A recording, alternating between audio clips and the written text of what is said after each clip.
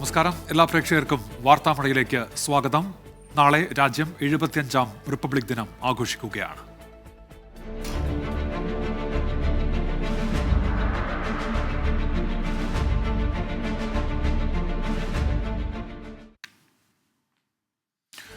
Republic ദിന സന്ദേശത്തിൽ കേന്ദ്ര സർക്കാരിന്റെ ഭരണ നേട്ടങ്ങൾ എടുത്തു പറഞ്ഞ രാഷ്ട്രപതി ദ്രൗപദി മുർമു പേരെടുത്തു പറയാതെ മണിപ്പൂർ സംഘർഷത്തെക്കുറിച്ച് രാഷ്ട്രപതി പരാമർശിച്ചു.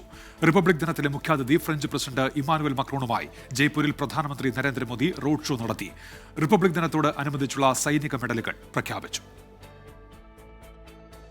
രാജ്യത്തെ എല്ലാ പൗരന്മാർക്കും റിപ്പബ്ലിക് ദിന ആശംസകൾ നേർന്നുകൊണ്ടാണ് രാഷ്ട്രപതി ദ്രൗപദി മുർമുവിന്റെ റിപ്പബ്ലിക് സന്ദേശത്തിന്റെ തുടക്കം. ഇത് യുഗമാറ്റത്തിന്റെ കാലഘട്ടമെന്നും ജുഡീഷ്യറിയിലുള്ള വിശ്വാസത്തിന്റെ സാക്ഷ്യപത്രമാകും അയോധ്യയിലെ രാമക്ഷേത്രമെന്നും രാഷ്ട്രപതി. The construction of the temple commenced after the due judicial process and the decision of the highest court of the land. Now it stands as a grand edifice, giving a befitting expression not only of people's faith but also as a testament to people's enormous trust in judicial process. വനിതാ സംവരണ നിയമവും കായിക താരങ്ങളുടെ സംഭാവനകളും ശാസ്ത്ര സാങ്കേതിക രംഗത്തെ നേട്ടങ്ങളും രാഷ്ട്രപതി ചൂണ്ടിക്കാട്ടി. ചിലയിടത്ത് സ്വന്തം ഭാഗം ശരിയാണെന്ന് വാദിച്ച് പരസ്പരം ഏറ്റുമുട്ടുന്നുവെന്ന് പേരെടുത്തു പറയാതെ മണിപ്പൂരിനെയും രാഷ്ട്രപതി പരാമർശിച്ചു. റിപ്പബ്ലിക് ദിനത്തിന്റെ മുഖ്യാതിഥിയായി എത്തിയ ഫ്രഞ്ച് പ്രസിഡന്റ് ഇമ്മാനുവൽ മാക്രോണുമായി പ്രധാനമന്ത്രി ജയ്പൂരിലെ ജന്തർ മന്ദറിൽ നിന്ന് ഹവാമഹൽ വരെ റോഡ് ഷോ നടത്തി. റിപ്പബ്ലിക് ദിനത്തിന് മുന്നോടിയായി സൈനിക മെഡലുകളും പ്രഖ്യാപിച്ചു. 36 പേർക്ക് അതിവിശിഷ്ട സേവാ മെഡലും 85 പേർക്ക് വിശിഷ്ട സേവാ മെഡലും 6 പേർക്ക് കീർത്തിചക്രയും 8 പേർക്ക് ശൗര്യചക്രയും 53 സേനാ മെഡലുകളാണ് പ്രഖ്യാപിച്ചത്. 24 ഡൽഹി. ഗവർണർ ഇടഞ്ഞു തന്നെ.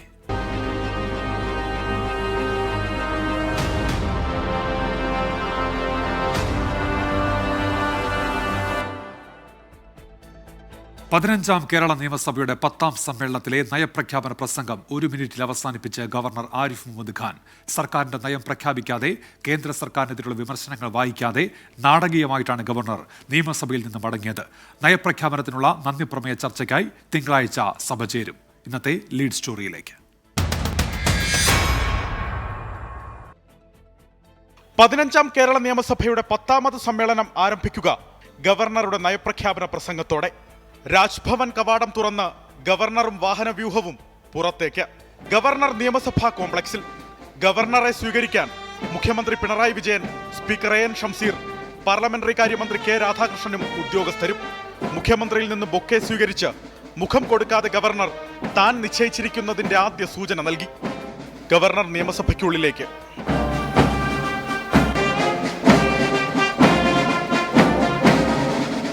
Honorable Speaker, Chief Minister, അഭിസംബോധനയ്ക്കു പിന്നാലെ 63 പേജുള്ള നയപ്രഖ്യാപനത്തിന്റെ ഒടുവിലത്തെ പാരാഗ്രാഫ് മാത്രം വായിച്ച് പ്രസംഗം അവസാനിപ്പിച്ച് ഗവർണർ സർക്കാരിനോടുള്ള തന്റെ അതൃപ്തിയുടെ ആഴം വെളിപ്പെടുത്തി. സ്പീക്കറുടെ മുഖഭാവം സഭാ ടിവിയുടെ ക്യാമറയിൽ വ്യക്തം. Let us remember that the great legacy lies not in buildings or monuments, but in the respect and regard we show. 1 minute 20 സെക്കൻഡിൽ ഗവർണർ നയപ്രഖ്യാപനം അവസാനിപ്പിച്ചതിനു പിന്നാലെ സഭയിൽ മുറുമുറുപ്പ്.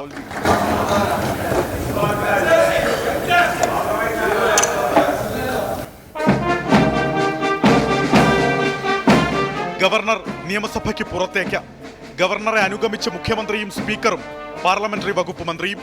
വാച്ച് ആൻഡ് വാർഡിനും ഉദ്യോഗസ്ഥർക്കുമിടയിലൂടെ മാധ്യമങ്ങൾക്ക് മുഖം നൽകാതെ കാറിൽ കയറി. ഗവർണറുടെ മുഖത്ത് നിർവികാരത. എന്താണ് സംഭവിച്ചതെന്ന് സാമാജികർക്ക് മനസ്സിലാകുന്നതിനു മുമ്പേ ഗവർണർ ആരിഫ് മുഹമ്മദ് ഖാൻ ഭരണഘടനാ ബാധ്യത നിറവേറ്റി രാജ്ഭവനിലെത്തി. അലക്സ് റാം മുഹമ്മദ്, 24, തിരുവനന്തപുരം. നയപ്രഖ്യാപന പ്രസംഗത്തിന്റെ അവസാന ഭാഗം മാത്രം വായിച്ച ഗവർണറെ വിമർശിച്ച് വിവാദം ആളിക്കത്തിക്കേണ്ട എന്നാണ് LDF തീരുമാനം. ഗവർണർ വന്ന് പ്രസംഗിച്ചു എന്നത് അനുകൂലമായി കണ്ടാൽ മതിയെന്ന് പാർലമെന്ററി പാർട്ടി യോഗത്തിൽ വിശദീകരണമുണ്ടായി. ഭരണഘടനാ ബാധ്യത നിറവേറ്റാതെ ഗവർണർ ആരിഫ് മുഹമ്മദ് ഖാൻ കേരള നിയമസഭയെ അവഹേളിച്ചു എന്നാണ് പ്രതിപക്ഷത്തിന്റെ നിലപാട്. നവകേരള സദസ്സിന്റെ സമയത്ത് ഗവർണറെ കടന്നാക്രമിച്ച മന്ത്രിമാർ ഇന്ന് നയപ്രഖ്യാപന വിവാദത്തിൽ വിമർശനങ്ങളൊന്നും തൊടുത്തില്ല. ആ ആറ്റിക്കുറുക്കിയ അന്തസത്ത അവസാനത്തെ പാരഗ്രാഫിനകത്ത് ഭംഗിയായി തന്നെ ഉണ്ട്. ഞങ്ങളുടെ ഗവൺമെന്റിന്റെ കാഴ്ചപ്പാട് എന്താണ്, ഭരണഘടനയുടെ അടിസ്ഥാന ശില, ഫെഡറലിസം, ആ ഫെഡറലിസത്തിലെല്ലാം ഈ കാഴ്ചപ്പാടുകളെല്ലാം വരും. അത് അദ്ദേഹം എനിക്ക് തോന്നുന്നു വായിച്ച് മനസ്സിലാക്കി തന്നെ നന്നായി അത് വായിക്കുകയും ചെയ്തിട്ടുണ്ട്. ഗവർണറുടെ നിലപാടിൽ രാഷ്ട്രീയം കാണേണ്ടെന്നായിരുന്നു മന്ത്രി സജി ചെറിയാന്റെ പ്രതികരണം. ആരോഗ്യപരമായ പ്രശ്നമുണ്ടെങ്കിൽ ഗവർണർക്ക് അങ്ങനെ നടപടി സ്വീകരിക്കാൻ അവകാശമുണ്ട്. അതിനപ്പുറമൊന്നും കാണുന്നില്ല. ഇല്ലില്ല, പൊളിറ്റിക്കലായിട്ട് ഇല്ല. ഈ രീതിയിൽ നിലപാട് മയപ്പെടുത്താൻ കാരണം LDF പാർലമെന്ററി പാർട്ടി യോഗത്തിലെ തീരുമാനങ്ങളാണ്. പ്രസംഗത്തിലെ ഭാഗങ്ങളൊന്നും ഗവർണർ ഒഴിവാക്കിയിട്ടില്ല. സർക്കാരിനെതിരെ ഗവർണർ ഒന്നും പറഞ്ഞതുമില്ല. അതിനാൽ ഗവർണറെ വിമർശിച്ച വിവാദം ആളിക്കത്തിക്കേണ്ടതില്ലെന്ന് LDF പാർലമെന്ററി പാർട്ടി യോഗത്തിൽ തീരുമാനമെടുത്തു. എന്നാൽ EP ജയരാജന്റെ പ്രതികരണം രൂക്ഷമായിരുന്നു. യഥാർത്ഥത്തിൽ ഗവർണർ കേരള ജനതയോടും നിയമസഭയോടും ഭരണഘടനയോടും അനാദരവാണ് കാണിച്ചത്. ഗവർണർ സർക്കാർ പോര് നാടകമെന്ന് ആവർത്തിച്ച പ്രതിപക്ഷം ഗവർണറെയും സർക്കാരിനെയും ഒരുപോലെ കുറ്റപ്പെടുത്തുകയാണ്.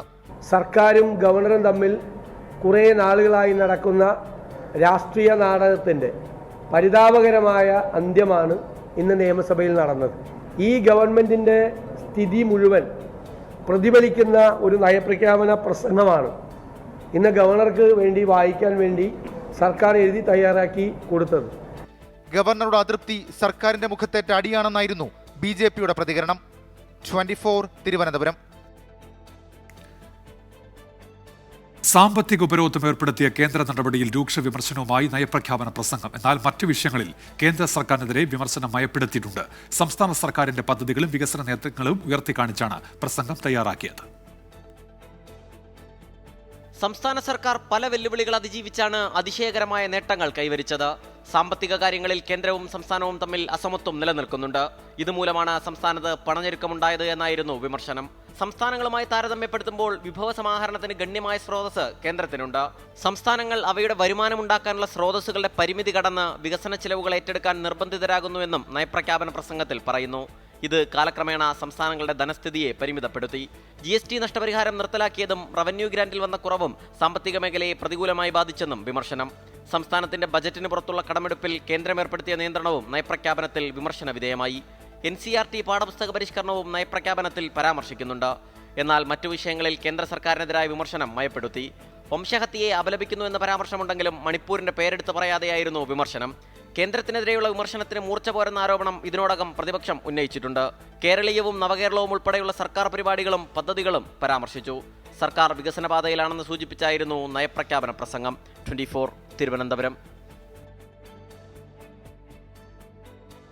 കടമെടുപ്പ് പരിധി വെട്ടിക്കുറച്ചതിന് എതിരെ കേരളം സുപ്രീംകോടതിയിൽ നൽകിയ ഹർജിയിൽ സംസ്ഥാന സർക്കാരിന്റെ വാദങ്ങൾ നിഷേധിച്ച് കേന്ദ്ര സർക്കാർ.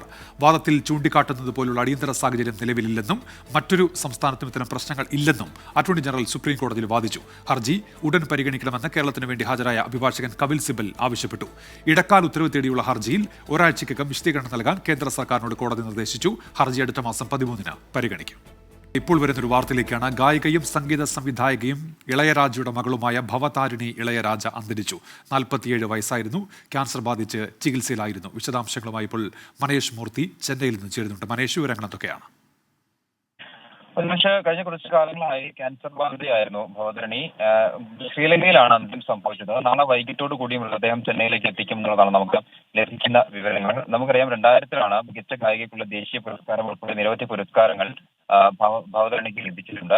മാത്രമല്ല നിരവധി ഗാനങ്ങൾ സംഗീത സംവിധാനത്തിലൂടെ ഇവരുടെ സംഗീത സംവിധാനത്തിലൂടെ തമിഴിൽ ഉണ്ടാവുകയും ചെയ്തിട്ടുണ്ട്. അങ്ങനെ എല്ലാ മേഖലയിലും പിതാവിനെ പോലെ തന്നെ ഇളയരാജയെ പോലെ തന്നെ സമാനമായ എല്ലാ മേഖലകളിലും തന്നെ പ്രശസ്തയായ ഒരാൾ തന്നെയായിരുന്നു. ക്യാൻസർ രോഗബാധിതയായിരുന്നു. കഴിഞ്ഞ കുറച്ചു കാലങ്ങളായി ക്യാൻസർ ചികിത്സയിലായിരുന്നു. ഇന്നാണ് ഇപ്പോൾ മരണം സംഭവിച്ചത്. ശ്രീലങ്കയിലാണ് മരണം സംഭവിച്ചത്. ചെന്നൈയിലേക്ക് മൃതദേഹം നാളെ വൈകിട്ട്. ശരി മനേഷ് മൂർത്തിയാണ് വിവരങ്ങൾ നൽകിയത് ചെന്നൈയിൽ നിന്ന്. ബീഹാറിൽ രാഷ്ട്രീയ അനിശ്ചിതാവസ്ഥ.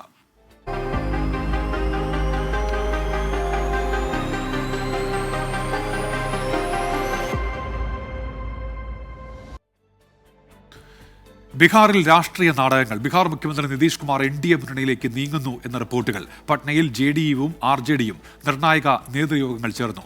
പ്രശ്നപരിഹാരത്തിനായി ലാലു പ്രസാദ് യാദവ് നിതീഷ് കുമാറുമായി സംസാരിച്ചു. സോഷ്യലിസ്റ്റ് നേതാവ് കർപ്പൂരി ഠാക്കൂറിന് ഭാരത് രത്ന പുരസ്കാരം കേന്ദ്ര സർക്കാർ പ്രഖ്യാപിച്ചതിന് പിന്നാലെയാണ് ബീഹാർ രാഷ്ട്രീയം വീണ്ടും കലുഷിതമായത്.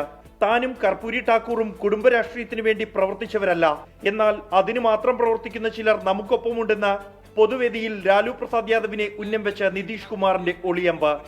आज जननायक कर्पूरी ठाकुर जी अपने किसी परिवार को कुछ करते थे. आजकल लोग परिवार का लोग कितना करते रहता है, नेता बनता है. और जब उतने बड़े नेता थे वो अपने किसी लड़के को करने नहीं तो चले गए, तभी हम इनको കാറ്റുപോലെ രാഷ്ട്രീയം മാറുന്ന സോഷ്യലിസ്റ്റ് നേതാവാണ് നിതീഷ് കുമാർ എന്ന എക്സ് പോസ്റ്റിലൂടെ ലാലുവിന്റെ മകൾ രോഹിണി ആചാര്യ മറുപടി നൽകി. ഇതിനു പിന്നാലെ നിതീഷുമായി ആഭ്യന്തരമന്ത്രി അമിത്ഷാ ഫോണിൽ ചർച്ച നടത്തിയതായി റിപ്പോർട്ടുകൾ വന്നു. ബീഹാർ BJP അധ്യക്ഷൻ സാമ്രാജ് ചൌധരി JDU നേതാവ് KC ത്യാഗിയുമായി ഫോണിൽ സംസാരിച്ചു. എല്ലാ JDU MLA-മാരെയും പട്നയിലേക്ക് വിളിപ്പിച്ചു. പ്രശ്നപരിഹാരത്തിനായി ലാലു പ്രസാദ് യാദവ് നിതീഷ് കുമാറുമായി ഫോണിൽ സംസാരിച്ചു. വൈകിട്ട് നിതീഷിന്റെ വീട്ടിൽ JDU ഉന്നത നേതാക്കളും റാബ്രി ദേവിയുടെ വീട്ടിൽ RJD നേതൃത്വവും യോഗം ചേർന്നു. JDU MLA-മാരെ അടർത്തിയെടുക്കാനുള്ള സാധ്യതകളും RJD പരിശോധിക്കുന്നതായാണ് വിവരം.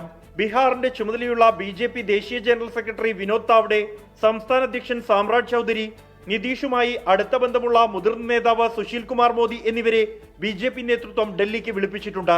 24 ഡൽഹി.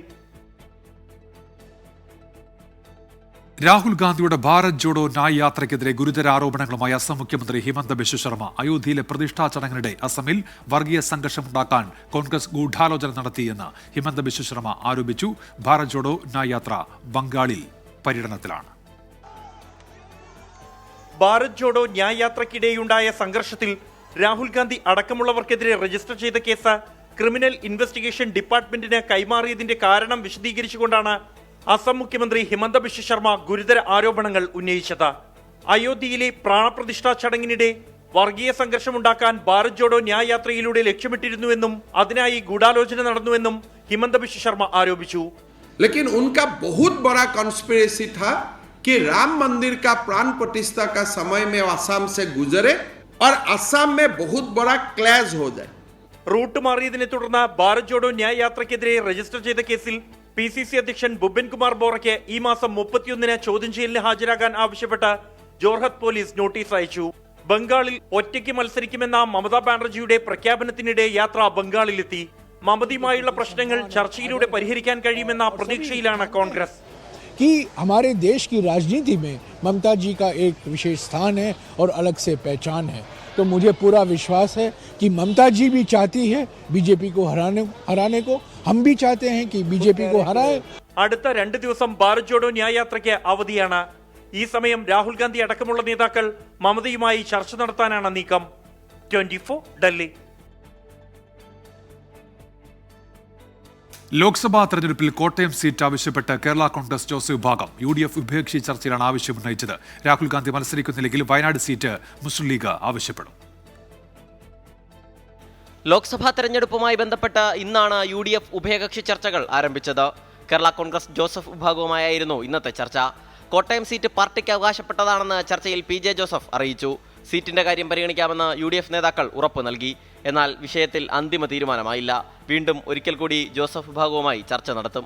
ഈ മാസം 29-നാണ് മുസ്ലിം ലീഗുമായുള്ള ചർച്ച. രാഹുൽ ഗാന്ധി മത്സരിച്ചില്ലെങ്കിൽ വയനാട് സീറ്റ് ആവശ്യപ്പെടാനാണ് ലീഗിന്റെ തീരുമാനം. രാഹുൽ ഗാന്ധി മത്സരിച്ചാൽ 2 സീറ്റിൽ തൃപ്തരാകും. ഈ ആവശ്യം അംഗീകരിച്ചില്ലെങ്കിൽ ചർച്ച നീളും. 30-നാണ് RSPയുമായുള്ള ചർച്ച. കൊല്ലം സീറ്റ് ഇത്തവണയും RSPക്ക് തന്നെ നൽകും. കേരള കോൺഗ്രസ് ജേക്കബ് വിഭാഗവുമായും 30-ന് ചർച്ച നടത്തും. കേരള ഡെമോക്രാറ്റിക് പാർട്ടി JSS എന്നിവരുമായി 31-നാണ് ചർച്ച.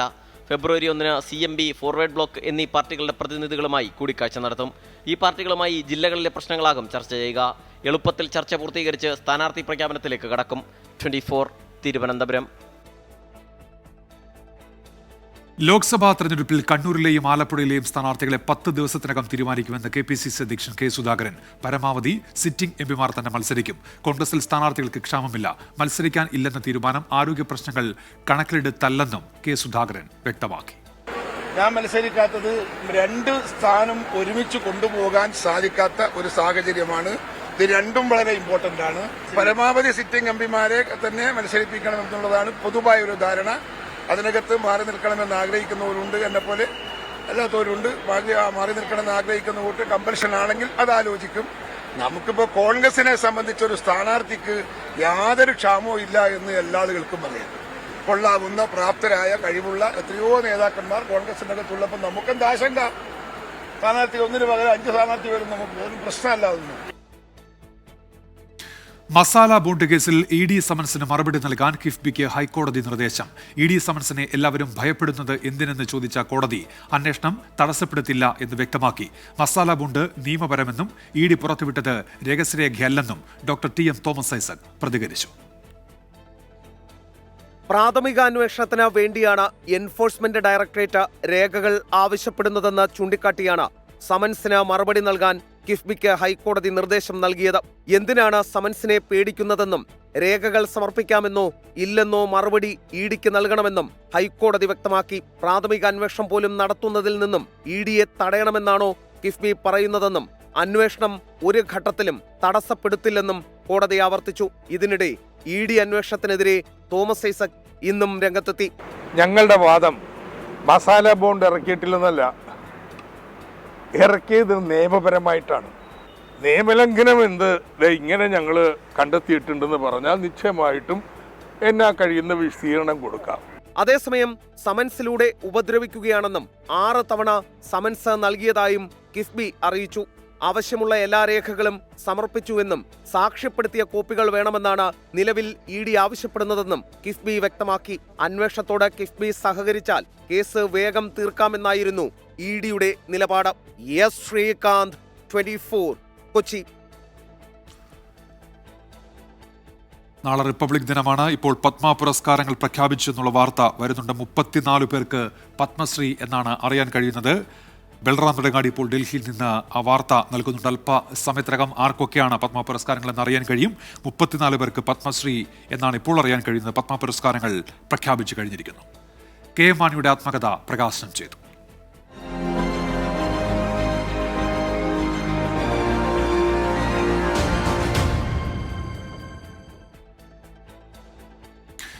എതിർമുന്നണിക്കാർ പോലും ചെയ്യാത്ത കാര്യങ്ങളാണ് KM മാണിക്ക് സ്വന്തം മുന്നണിയിൽ നിന്ന് നേരിടേണ്ടി വന്നത് എന്ന് മുഖ്യമന്ത്രി പിണറായി വിജയൻ. KM മാണിയുടെ ആത്മകഥ പ്രകാശനം ചെയ്ത് സംസാരിക്കുകയായിരുന്നു മുഖ്യമന്ത്രി.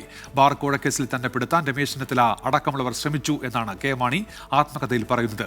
KM മാണി പറയാത്ത കാര്യങ്ങളാണ് പുസ്തകത്തിൽ ഉള്ളതെന്ന് രമേശ് ചെന്നിത്തല പ്രതികരിച്ചു. ബാർകോഴ കേസിൽ തനിക്കെതിരെ വിജിലൻസ് അന്വേഷണം വരാനുള്ള കാരണം രമേശ് ചെന്നിത്തലയാണെന്നാണ് ആത്മകഥയിൽ KM മാണി ആരോപിക്കുന്നത്. രമേശ് ചെന്നിത്തലയെ മുഖ്യമന്ത്രിയാക്കണമെന്ന് ആവശ്യപ്പെട്ട് ഒരു കോൺഗ്രസ് നേതാവ് തന്നെ സമീപിച്ചു. താൻ അതിന് വില കൽപ്പിച്ചില്ല. ഇതോടെ തനിക്കെതിരായ ഒരു വടിയായി ബാർകോഴ ആരോപണത്തെ രമേശ് ചെന്നിത്തല കണ്ടു. ഇത്തിരി വെള്ളം കുടിക്കട്ടെ, ഒരു പാഠം പഠിക്കട്ടെ എന്ന് രമേശ് മനസ്സിൽ കണ്ടിരിക്കാമെന്നാണ് KM മാണി ആത്മകഥയിൽ പറയുന്നത്. ഇതുൾപ്പെടെ ഉയർത്തിയാണ് മുഖ്യമന്ത്രിയുടെ വിമർശനം. സാധാരണ എതിർ മുന്നണിയിലുള്ളവർ പോലും ചെയ്യാത്ത വിധത്തിൽ സ്വന്തം മുന്നണിയിലുള്ളവർ അദ്ദേഹത്തോട് പെരുമാറിയെന്നതിൻ്റെ വേദന അദ്ദേഹം ഈ ആത്മകഥയിൽ വ്യക്തമാക്കുന്നുണ്ട്. ഇവയിലൂടെ മുന്നണി ബന്ധങ്ങൾ എങ്ങനെയാവരുത് എന്നത് സംബന്ധിച്ച ചില പാഠങ്ങൾ ശ്രീ KM മാണി മുൻപോട്ട് വെക്കുക കൂടിയാണ് ചെയ്യുന്നത്. വസ്തുതകൾ പറയുന്ന ആത്മകഥയിൽ മാണി സാർ ആരെയും വേദനിപ്പിക്കുന്നില്ലെന്ന് ജോസ് കെ മാണി. വസ്തുതകൾ എല്ലാം ഉണ്ട്, പക്ഷെ ആരെയും വേദനിപ്പിക്കുന്ന ഒന്നും ഉണ്ടാകില്ല എന്നാണ് സൗമ്യമായി അച്ചാച്ചൻ എന്നോട് പറഞ്ഞത്. ഒരു മകൻ എന്ന നിലയ്ക്ക് ഞാൻ എന്താകണം, എന്ത് ചെയ്യണം, എന്ത് പ്രവർത്തിക്കണം എന്നൊരിക്കലും എന്നോട് പറഞ്ഞിട്ടില്ല. എന്നാൽ പുസ്തകത്തിലെ വിമർശനത്തെ തള്ളി രമേശ് ചെന്നിത്തല രംഗത്തു വന്നു. അത് യാഥാർത്ഥ്യം പുസ്തക രൂപത്തിൽ തന്നെ നിങ്ങൾക്ക് തരും. അത് പറയാം. അതിപ്പോ ഇതെല്ലാം പറഞ്ഞു കഴിഞ്ഞാൽ പിന്നെ പുസ്തകം അത് വായിക്കും. എല്ലാം ആ സമയത്ത് പറയാം, അല്ലേ? രാഷ്ട്രീയത്തിലിറങ്ങാൻ KM മാണി തന്നെ നിർബന്ധിച്ചിരുന്നുവെന്ന് ലോകായുക്ത ജസ്റ്റിസ് സിറിയക് ജോസഫ് പറഞ്ഞു. കോൺഗ്രസ് നേതാക്കന്മാരെ ആരെയും പരിപാടിയിലേക്ക് ക്ഷണിച്ചിരുന്നില്ല. UDF-ൽ നിന്ന് കുഞ്ഞാലിക്കുട്ടിക്ക് മാത്രമായിരുന്നു പരിപാടിയിലേക്ക് ക്ഷണം. 24, തിരുവനന്തപുരം. നേരത്തെ സൂചിപ്പിച്ച വാർത്തയുടെ വിശദാംശങ്ങളിലേക്കാണ്. പത്മ പുരസ്കാരങ്ങൾ പ്രഖ്യാപിച്ചിരിക്കുന്നത്. 34 പേർക്ക് പത്മശ്രീയുണ്ട്. ഇതിൽ 3 മലയാളികൾ ഉൾപ്പെടുന്നു. കാസർഗോഡ് സ്വദേശി സത്യനാരായണ ബലേരിയുണ്ട്. കഥകളി ഗുരു സദനം ബാലകൃഷ്ണനുണ്ട്. ഒപ്പം തെയ്യം കലാകാരൻ EP നാരായണൻ. ഇങ്ങനെ 3 പേർക്ക് പത്മശ്രീ എന്നാണ് അറിയാൻ കഴിയുന്നത്. വിശദാംശങ്ങളുമായി ബൽറാം നെടുങ്ങാടി ചേരുന്നുണ്ട്. ബൽറാം, വിവരങ്ങൾ. ഉന്മേഷ്, ഈ വർഷത്തെ റിപ്പബ്ലിക് ദിനത്തോട് അനുബന്ധിച്ച് പത്മ പുരസ്കാരങ്ങൾ പ്രഖ്യാപിച്ചിരിക്കുകയാണ്. പത്മശ്രീ പുരസ്കാരമാണ് ആദ്യഘട്ടത്തിൽ ഇപ്പോൾ പ്രസിദ്ധീകരിച്ചിരിക്കുന്നത്. 34 പേർക്കാണ് ഇത്തവണ പത്മശ്രീ പുരസ്കാരത്തിന് അർഹരായിരിക്കുന്നത്. അതിൽ 3 മലയാളികൾ ഉൾപ്പെടുന്നു. കാസർഗോഡ് സ്വദേശിയായ സത്യനാരായണ ബലേരി, കൂടാതെ കഥകളി ഗുരു സദനം ബാലകൃഷ്ണൻ, കൂടാതെ തെയ്യം കലാകാരൻ EP നാരായണൻ എന്നിവർക്കാണ് ഇത്തവണ പത്മശ്രീ പുരസ്കാരം പ്രഖ്യാപിച്ചിരിക്കുന്നത്. ഇതുകൂടാതെ ഗ്രാമീണ മേഖലകളിൽ നിന്നുള്ള ഒട്ടേറെ കലാകാരന്മാർ ഉൾപ്പെടെയുള്ളവർക്ക് പത്മശ്രീ പുരസ്കാരം ലഭിച്ചിരിക്കുന്നു. വടക്ക് കിഴക്കൻ സംസ്ഥാനങ്ങളിൽ നിന്നുള്ളവർക്കാണ് ഇത്തവണ ഈ പുരസ്കാരങ്ങൾ പരിശോധിക്കുമ്പോൾ കൂടുതലായും പ്രാതിനിധ്യം ഇത്തവണ ലഭിച്ചിരിക്കുന്നത്. കേന്ദ്രത്തിൽ നരേന്ദ്രമോദി സർക്കാർ അധികാരത്തിൽ എത്തിയ മുതൽ തന്നെ ഈ പത്മ പുരസ്കാരങ്ങൾ ഇതിൽ ഏറ്റവും, അതായത് അപ്രതീക്ഷിതമായി ഗ്രാമീണ മേഖലകളിൽ നിന്നുള്ള സാധാരണക്കാരായ ആളുകൾക്ക്, തങ്ങളുടെ മേഖലകളിൽ കഴിവ് തെളിയിച്ച വ്യക്തികൾക്ക് നൽകുന്ന പതിവ് ഇത്തവണയും തുടർന്നിരിക്കുന്നു എന്നുള്ളതും ശ്രദ്ധേയമാണ്. പത്മശ്രീ പുരസ്കാരങ്ങൾ പ്രഖ്യാപിച്ചിരിക്കുന്നു. 34 പുരസ്കാര ജേതാക്കളിൽ 3 പേർ മലയാളികളും ഉൾപ്പെടുന്നു. ഉന്മേഷ്. ശരി, ബൽറാം നെടുങ്ങാടിയാണ് ഇപ്പോൾ വിവരങ്ങൾ നൽകിക്കൊണ്ടിരിക്കുന്നത്. 34 പേർക്ക് പത്മശ്രീ, അതിൽ 3 മലയാളികൾ എന്നാണ് മനസ്സിലാക്കാൻ കഴിയുന്നത്. അതിൻ്റെ വിശദാംശങ്ങളാണ് ഇപ്പോൾ ബൽറാം നെടുങ്ങാടി നൽകിക്കൊണ്ടിരിക്കുന്നത്. പത്മശ്രീ പുരസ്കാരങ്ങളുടെ വിവരങ്ങളാണ് ഇപ്പോൾ പുറത്തു വന്നുകൊണ്ട് ഇരിക്കുന്നത്. അതിൽ തെയ്യം കലാകാരൻ ശ്രീ EP നാരായണൻ ഉൾപ്പെടുന്നുണ്ട്. ഒപ്പം കഥകളി ഗുരു സദനം ബാലകൃഷ്ണൻ, അദ്ദേഹത്തിനും പത്മശ്രീ പുരസ്കാരം ലഭിച്ചിട്ടുണ്ട്. കാസർഗോഡ് സ്വദേശി സത്യനാരായണ ബലേരി, അദ്ദേഹവും പത്മശ്രീ പുരസ്കാരത്തിന് അർഹനായിരിക്കുകയാണ്. അങ്ങനെ 34 പേർക്ക് പത്മ പുരസ്കാരങ്ങൾ എന്നാണ് ഇപ്പോൾ അറിയാൻ കഴിയുന്നത്. അതിൻ്റെ വിശദാംശങ്ങളാണ് ഇപ്പോൾ പുറത്തു വന്നുകൊണ്ടിരിക്കുന്നത്. ബൽറാം, ഈ മറ്റ് അവാർഡുകളുടെ പ്രഖ്യാപനം അതും ഉടൻ പ്രതീക്ഷിക്കാമല്ലോ അല്ലേ? ഉന്മേഷ്, മറ്റ് പുരസ്കാരങ്ങൾ, പത്മവിഭൂഷൺ അടക്കമുള്ള മറ്റ് പത്മ പുരസ്കാരങ്ങളും ഉടൻ തന്നെ പ്രഖ്യാപിക്കുമെന്നാണ് അറിയാൻ കഴിയുന്നത്. നേരത്തെ ഈ പുരസ്കാരങ്ങളെല്ലാം തന്നെ ഒറ്റ പട്ടികയായി പ്രഖ്യാപിക്കുകയായിരുന്നു പതിവ് എങ്കിൽ ഇത്തവണ പത്മശ്രീ പുരസ്കാരം ആദ്യഘട്ടത്തിൽ പ്രഖ്യാപിച്ചിരിക്കുന്നു. അത് ഓരോ അർഹരായിരിക്കുന്ന വ്യക്തികൾ, അവരുടെ ചിത്രങ്ങൾ, അവരുടെ മേഖല ഉൾപ്പെടെയുള്ള വിശദാംശങ്ങൾ സഹിതമായ പ്രഖ്യാപനമാണ് ഇത്തവണ കേന്ദ്ര സർക്കാർ നടത്തിയിരിക്കുന്നത്. 34 പത്മശ്രീ ജേതാക്കളുടെ പട്ടികയാണ് ആദ്യം പുറത്ത് വിട്ടിരിക്കുന്നത്. അതിൽ കേരളത്തിൽ നിന്നുള്ള 3 പേർ ഉൾപ്പെട്ടിരിക്കുന്നു എന്ന് മലയാളികളെ സംബന്ധിച്ചിടത്തോളം ഏറെ അഭിമാനകരമാണ്. നെൽ കർഷകനായ കാസർഗോഡ് സ്വദേശി സത്യനാരായണൻ ബലേരി, കഥകളി മേഖലയിൽ നിന്നും കഥകളി ഗുരു സദനം ബാലകൃഷ്ണൻ, ഒപ്പം തന്നെ തെയ്യം കലാകാരനായ നാരായണൻ EP എന്നിവർക്കാണ് പത്മശ്രീ പുരസ്കാരം ഇത്തവണ പ്രഖ്യാപിച്ചിരിക്കുന്നത്. ഇതുകൂടാതെ പ്രഭതി ബറുവ എന്ന ഇന്ത്യയിലെ തന്നെ അപൂർവമായി ആനപ്പാപ്പാന്റെ ജോലി ചെയ്യുന്ന സ്ത്രീ എന്നുള്ള അംഗീകാരമുള്ള പാർവതി ബറുവയ്ക്ക് പത്മശ്രീ പുരസ്കാരം പ്രഖ്യാപിച്ചിരിക്കുന്നു. രാജേശ്വർ യാദവ് ഗോത്ര മേഖലയിൽ, സാമൂഹ്യ പ്രവർത്തന മേഖലയിൽ പ്രവർത്തിക്കുന്ന വ്യക്തിയാണ്. ചാമി മുർമു സമാന മേഖലയിൽ, ഈ ഗോത്ര മേഖലയിൽ തന്നെ സാമൂഹ്യ പ്രവർത്തകയായി പ്രത്യേകിച്ചും സ്ത്രീ ശാക്തീകരണ മേഖലയിൽ പ്രവർത്തിക്കുന്ന വ്യക്തിയാണ് ചാമി മുർമു. അവർക്കും പത്മശ്രീ പുരസ്കാരം പ്രഖ്യാപിച്ചിരിക്കുന്നു. ദിവ്യാഞ്ജൻ.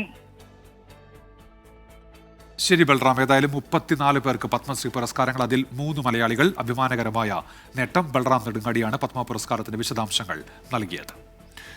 അടുത്ത വാർത്തയിലേക്ക്. വണ്ടിപ്പെരിയാറിൽ 6 വയസ്സുകാരിയെ പീഡിപ്പിച്ച് കൊലപ്പെടുത്തിയ കേസിൽ കുട്ടിയുടെ പിതാവ് സമർപ്പിച്ച അപ്പീൽ ഹൈക്കോടതി ഫയലിൽ സ്വീകരിച്ചു. കേസിലെ കുറ്റാരോപിതന് കോടതി നോട്ടീസ് അയച്ചു. നേരത്തെ സർക്കാരും അപ്പീലുമായി ഹൈക്കോടതിയെ സമീപിച്ചിരുന്നു. ഈ മാസം 29-ന് കേസ് ഹൈക്കോടതി പരിഗണിക്കും.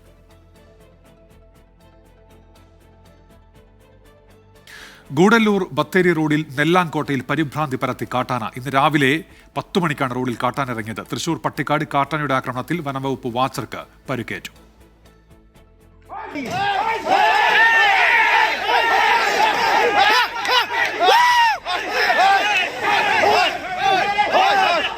നീലഗിരി നെല്ലാങ്കോട്ടയിൽ രാവിലെ 10 മണിയോടെയാണ് സംഭവം. റോഡിലെത്തിയ കാട്ടാന ബൈക്കിനും പിക്കപ്പ് വാനും നേരെ പാഞ്ഞെടുത്തു. തൈപ്പൂയ ഉത്സവമായതിനാൽ ഇന്ന് സർക്കാർ അവധിയായിരുന്നു. വിദ്യാഭ്യാസ സ്ഥാപനങ്ങൾ പ്രവർത്തിച്ചിരുന്നില്ല. പ്രദേശത്ത് തിരക്ക് കുറവായിരുന്നതിനാൽ വലിയ അപകടമൊഴിവായി. ഏറെ നേരം പരിഭ്രാന്തി പരത്തിയ ശേഷം ആന കാട്ടിലേക്ക് കയറിപ്പോയി. നേരത്തെയും ഈ മേഖലയിൽ വന്യജീവികൾ ഇറങ്ങുന്ന പതിവുണ്ട്.